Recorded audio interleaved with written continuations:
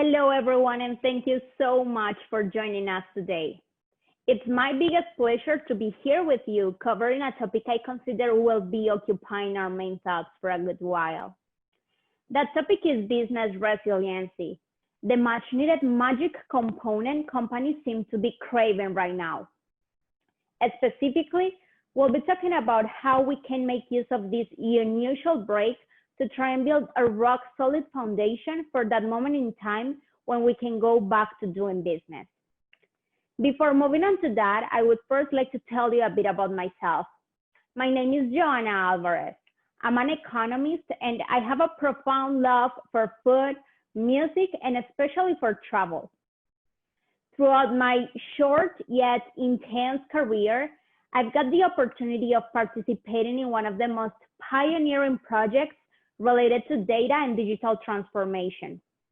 Through that project, I developed a huge fascination for data analysis and especially for attribution modeling. Now, Barcelona Hotel Group is the company I'm part of. We were actually founded on a very small island here in Spain that's called Mallorca back in 1931. We are proud to call ourselves a customer-centric and data-driven company. Currently, we have over 250 hotels in more than 22 countries. And for the past 4 years, we've been one of Telium's customers. Ever since the beginning, we've been very into developing and expanding our business. Especially these past couple of years have been fully dedicated to expanding the business through EMEA and APAC. The reality is that the future seemed quite bright, and we had so many plans, ideas, and projects that were either in progress or about to start. When all of a sudden, it seems like we hit a stop sign. It looks something like this, and I'm pretty sure many of you can relate to that idea. Now, the point we are at right now makes us wonder whether we should continue building upon those projects, or we should actually wait and see if there's more certainty in the market. Now, my answer for that would be a clear, let's please do something. Because what we know for sure is that if your company can still afford it, there are a couple of things that can be done today to gain in the future. That being said, let's move on to what we are going to be covering today. The first thing is going to be the context. How has the great lockdown affected our economies and our businesses? The second point is something I like to call the reality check. It's just analyzing the facts and the issues and trying to relate those to our businesses. The third point is all associated to those 3 actionable ideas we can put in place now to gain in the future. You will see they all pivot around 3 main points. The first one is branding, the second one is reassessing, and the third one is analyzing. You will also see through the presentation that none of this is fully associated to the travel sector. I actually wanted to include a broader perspective so that we can actually take ideas and get some inspiration from many both big and small brands and try to incorporate those ideas into our businesses. So I guess it's time to move on into the first point, right? There's no need for me to tell you how bad this whole situation is. Starting from the human side and the social effects this is having. But moving on to the economic side of things, what we can see is that the great lockdown is already having a more devastating effect in our GDP than that we had or experienced during the Great Recession. As you can tell by this graph, this first quarter actually was closed with a fall of 6% in GDP for advanced economies. While during the worst period of the Great Recession, that fall was around 3%. There's a silver lining still to this whole situation, and that is that according to the latest predictions from the International Monetary Fund, we can expect that to be at least shorter in time from what we experienced during the Great Recession. And that can be seen over here. That being said, it's going to be tough. there's no doubt it's going to be a very challenging period for most companies. And the first insight I get from this is in fact that we need to prepare for a period of very weak demand that's going to be also joined by a period of a highly competitive environment. But that's not the only thing. Moving on to the reality check, what we will see is that apart from that low demand, we are also going to be experiencing or living how uncertainty is going to be creating somehow our near future or our new normalcy. That's challenging as well, but how about reactivation? At some point, and in fact, right now, there are many companies and businesses and economies that are starting to reactivate. But there's something attached to that reactivation, which is marketing reactivation.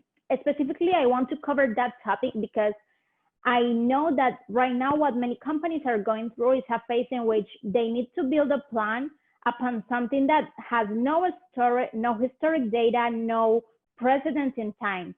So what we are going to be covering in this third point is how we can build that reactivation plan for our marketing teams in a scenario in which we don't have data or historic data, in fact, to be able to know how to act. That being said, I guess you agree with me that it looks challenging. It definitely looks challenging when looking at these three issues that we have over here. But that's why we are going to be covering three different actionable ideas that actually try to tackle those three issues. Moving on to the first one, what we are going to be talking about is branding. So when it comes to low demand in a highly competitive environment, what you want to do the most is to remind people of why is it that they want to interact with your brand? How is it that your brand adds value to them? And this is basically with when your branding strategy comes into play. What happens also with a branding strategy is that there's the communication side of things and there's the strategy associated to that. So from my perspective, there are three big parts that must be associated to that communication strategy in order for that to be really successful. Those three components are relevance, empathy, and value. I would like to show you how those three look in the practice. Let's have a look. What we are seeing over here is how four very important brands are taking the time right now to actually communicate with their users via social media to share with them what they are doing in terms of helping during COVID. It's actually nice to see that brands interact or use their social media posts to do this type of things. But actually the best part of it is that if you go and analyze that type of posts, you will see that they have from 2 to 8 times more interactions than regular posts, which basically comes to say that our users want to know what we as brands and companies are doing during this time to help. Now moving on to the empathetic part. This over here shows the worldwide searches for L'Oreal during the past 5 years. Over here, what you have is the effect the pandemic has had on L'Oreal. And if you see this point over here, you will see it represents an inflection point from that sharp fall they started experiencing at the beginning of the pandemic. Well, what does that actually relate to? If you go and have a look at the news, you will see that around March 19, the first news related to L'Oreal producing hand sanitizer started arising. Not only that, but there's another point over here that keeps pushing those search interests upwards. Well, that second point over there has to do with the moment when they started posting in their social media all content related to their initiatives to help during COVID. Again, being relevant and being empathetic basically pays off because you are aligned with your users' interests. What about being valuable? When it comes to being valuable, I want to share with you our story. This is what we've been doing in Barcelona. So for the past couple months, we actually started focusing our strategy on creating lots of non-refundable bookings. Now, what happened when we got to the pandemic was that we totally understood that it was so difficult for any user to actually commit to buying a non-refundable booking. So what we did was that we basically destroyed somehow that idea and that strategy and went ahead to establish a flexible rate, not only for future bookings, but also for the past ones, so that our users, those that had already bought with us, could change their booking, modify it, or cancel it, because the situation was so hard for everyone and we understood it. The main message behind this is that it's important for us as companies to show our users that we are there for them, not just for the business. And this is basically what we wanted to convey with this. Now, the insight that I get from this section is this one. Zero marketing investment does not mean you cannot communicate with your users. Why am I talking about zero marketing investment? Well, many brands have seen the need to cut their marketing investment during this pandemic. It's an obvious reason, an obvious action to do. Now, what we are seeing here as well, for what I showed you at the beginning, is that what many brands are doing is using their social media to engage with their users. So the main message behind this is that for as long as we stick to that REV rule that we mentioned, relevance, empathy, and value, we are good to go to establish a relation with our users and establish an engagement, a valuable relationship with them. Now let's move on to point number 2. Point number 2 is reassessment. So as I said, the second issue we were going to be covering was uncertainty. And when it comes to uncertainty, the main fact over here is that you constantly live in a changing environment. And you will agree with me also on the fact that when you start defining your business and your products and everything that goes around it, you start from a baseline and a scenario that actually does not exist anymore, most likely. So this is where reassessing your business foundation comes into play.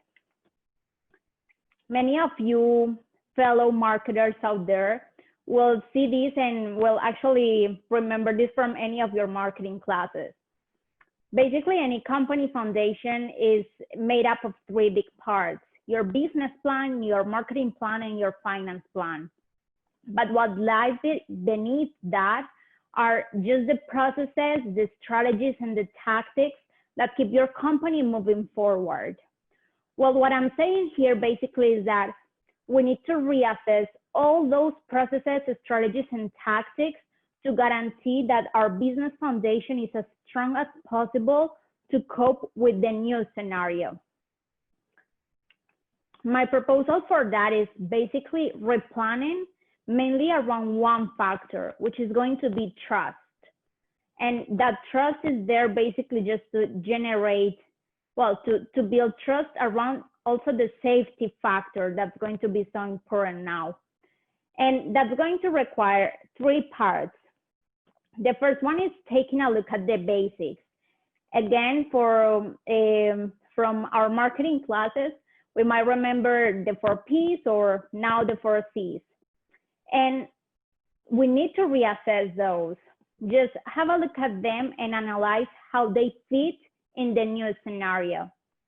Not only that, but one of the most important ones is going to be taking care or rethinking our customer experience. Being a hotel chain, what we are thinking about right now is what our users are going to see when they get into the hotel. How our processes are going to change to guarantee that our rooms are clean and are safe for our users to stay there. Now, the third one, or the third component in this replanning scenario, has to do with digital transformation. We will see that later on, and I will tell you why exactly. This brand over here, well, this is basically an example that I want to share with you about how rethinking your business looks in the practice. Raimundo is a very local place from here, from Mallorca. They are a burger place, and they were founded around 3 years ago. They are considered to be the best burger place here, and they've never been very into delivery because they consider it lowers the quality of the product. Now, what you're seeing right now on the screen is the kit they came up with during the pandemic, because they wanted to still be there with their users, but they didn't want to do the regular thing, just simple plain delivery.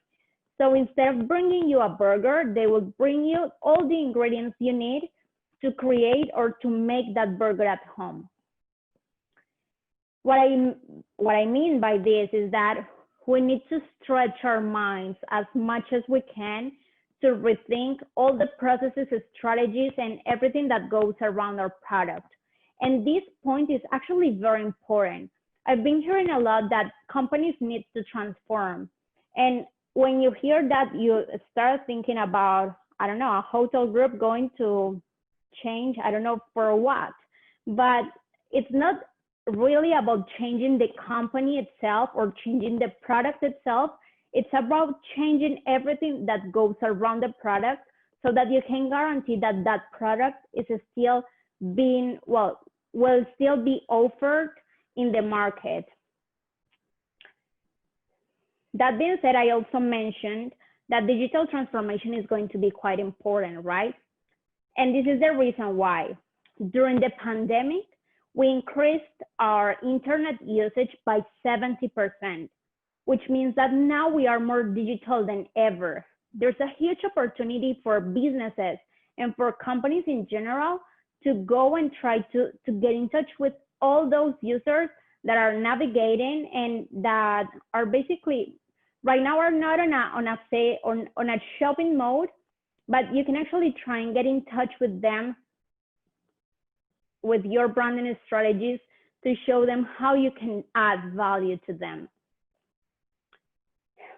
And in here, I want to share with you our story with digital transformation.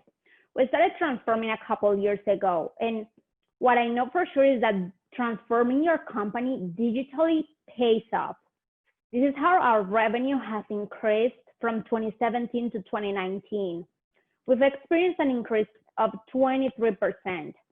Not only that, this is actually the best part. We are more efficient with our marketing investment. In that same period, we got to decrease our cost per order in 16%. I guess the numbers talk for themselves. And I could actually keep on talking about it, but I guess digital transformation is going to be one of the foundations for many companies to remain strong and remain in the market. This is insight number 3. What I want to convey here is that it's a great opportunity for us to build the foundation of the business that we imagine in the future, or the foundation of our company in the future. Now, one of the important things here as well is that digital transformation tends to fail for one single factor. Well, in fact, there are many factors, but there's an important one. And that is that a very challenging project that requires changing lots of things while your car is in movement. And even though it's so sad to think about it and to know that our cars are stopped right now, the reality is that we have the opportunity to change the engine of our cars while the cars is stopped. We just need to grab it, basically.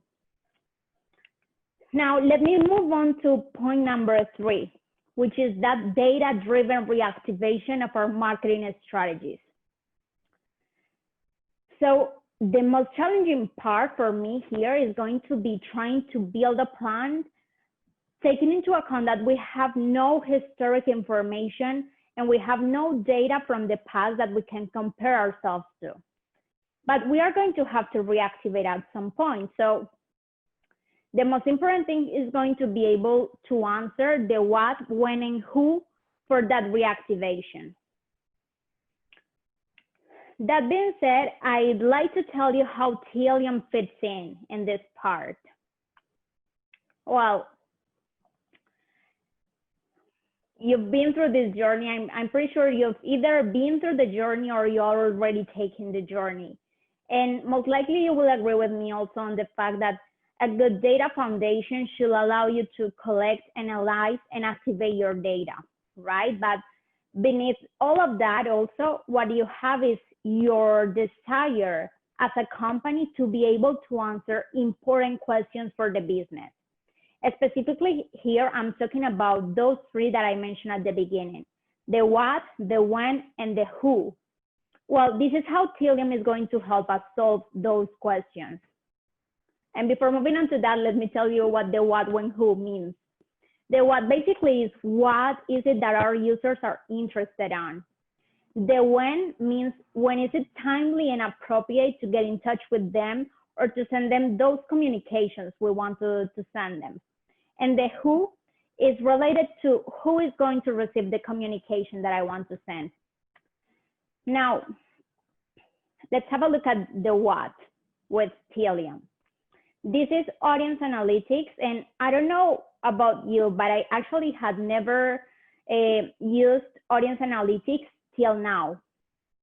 But what we are doing right now is using Audience Stream plus Google Sheets to understand all those audiences that we used to have built in the past when our marketing strategies were activated, and to try and understand how our users are getting into those audiences now, and also analyzing the type of searches they do and the type of attributes that relate to those searches.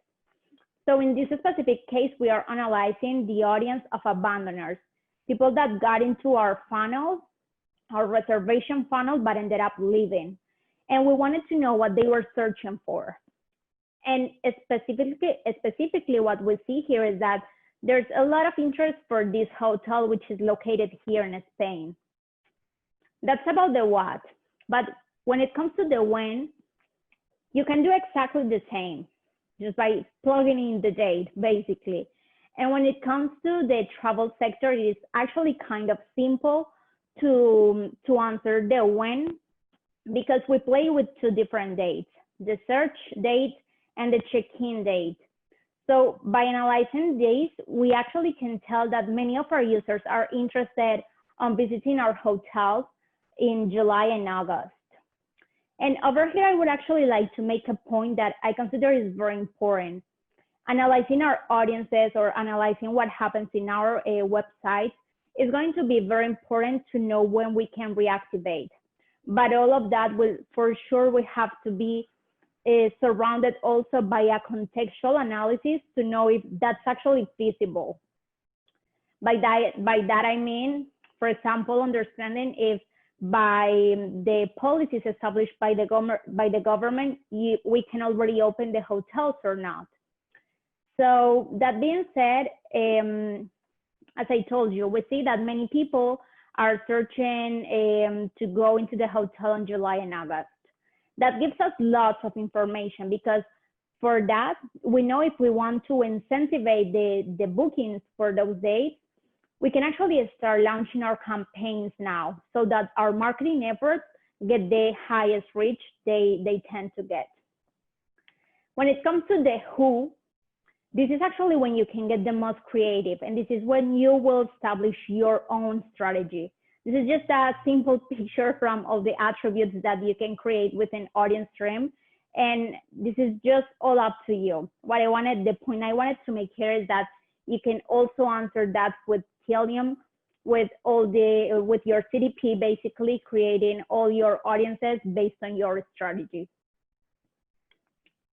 Now, how do those three things look in the practice? This is how they look.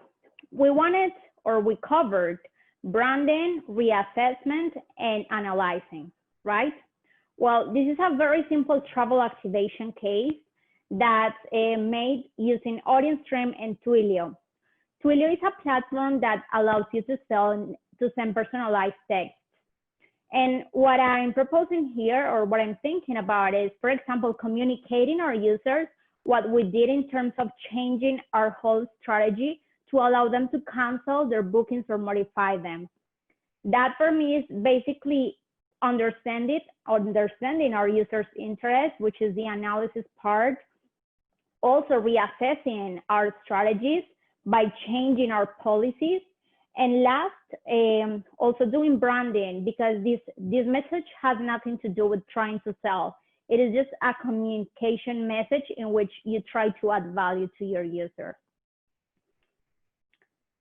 Insight number 4 is related to activating our survival mode. It's basically about thinking different. And that's going to be so necessary for us to get out of this situation as stronger. We are going to get into the end of the presentation, and at this point, I would like to do a recap. We covered 3 things. The first one was branding, and what we said over there was that zero marketing communication does not mean zero marketing investment does not mean zero communication. And for as long as we stick to the REV rule, relevance, empathy, and value, we are good to go. In terms of reassessment, it is the perfect time to build a foundation for our businesses. And we also mentioned how it is a great time to change the engine of our cars while they are stopped. Last but not least, we talked about analysis and how data can help us understand when it is the perfect time to reactivate our marketing efforts. And it's basically all about building that survival mode and thinking different. I would like to close the presentation with this. We live in a rapidly changing environment. And in those type of environments, you could be either one of those that will produce the future or one of those that will join the change. But you could also be one of those that will wonder what happened. If you could be anything, I would please ask you to be anything but the third one. I really believe this situation requires lots of proactivity from our side, and that's going to be so necessary to get out of this situation being stronger. I really thank you so much for your time. It's been a real honor to be here with you. All those topics that we just covered are going to be developed more in detail in a post I'm going to be publishing soon on my LinkedIn account. So if you want to have a look at them, just go and have a look at my profile and let's connect. Thank you so much again for your time, and till the next time. Bye.